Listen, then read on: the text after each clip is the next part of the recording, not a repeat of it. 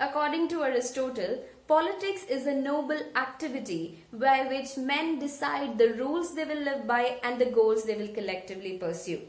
If our political leaders had stuck to this meaning, then we would have had better governments and better lives. But now this meaning of politics seems to have been long forgotten and demoralized over several years. Now what exists is a corpse of politics devoid of its moral soul. Why has this happened, or why has this been happening? One of the most underlying causes of this is because politics is being treated as an instrument for usurping a state. It is being used as a medium to solely attain power and glory rather than achieving collective good.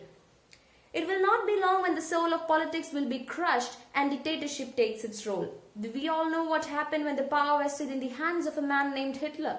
Secondly, political parties were created to bring about the ideologies and the problems which the people faced in a particular area or a place and represent it at a higher level. But we know the case of Maharashtra, how two ideologically different parties compromised to attain their selfish motives of power rather than respecting the mandate which people gave.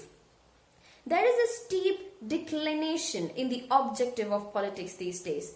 Almost all the countries in the world are shifting towards a system where the state is largely controlled by businessmen and billionaires, where the politicians are mere minions. What to say the 2019 Indian elections, where a whooping 60,000 crore was spent, speaks out a stark reality for itself. It tells us how the politics has shifted from its prime goals and has become a money-making and a money-laundering machinery. In India, there is much more vicious form of politics, with the crushing of the voices of minorities, horse trading in almost every state assemblies with the IRAMs and the GAIRAMs, the accused criminals getting elected to the assemblies, punishments for criticisms of political institutions. Over the years, it seems to have evolved a new form called dynasty politics. The reigns of a prominent political parties or the state over the world or in India is being passed on to the next generation of family members rather than finding a suitable successor with a political acumen.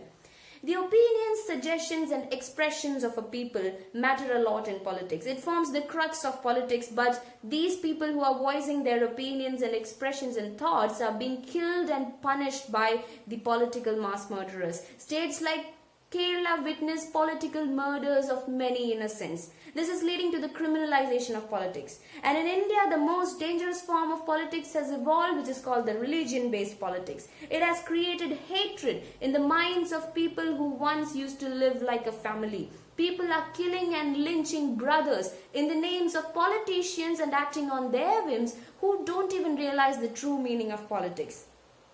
The blood of Hindus and Muslims flows together today. This was a line from the poem recited after the Jallianwala Bagh massacre. We have seemed to have forgotten the fact that a country of diversities like us set aside our differences and united to exploit every political dimensions of the political solution to gain independence. We seem to have forgotten that we are in this together. Thus, we seem to agree that politics is dying a very slow death. To conclude with, I will quote Sir George Bernard Shaw, who said that politics is the last resort of rogues. Were he alive today, he would definitely agree that politics is often or has become the first refuge of rogues, thieves and idlers. Thank you.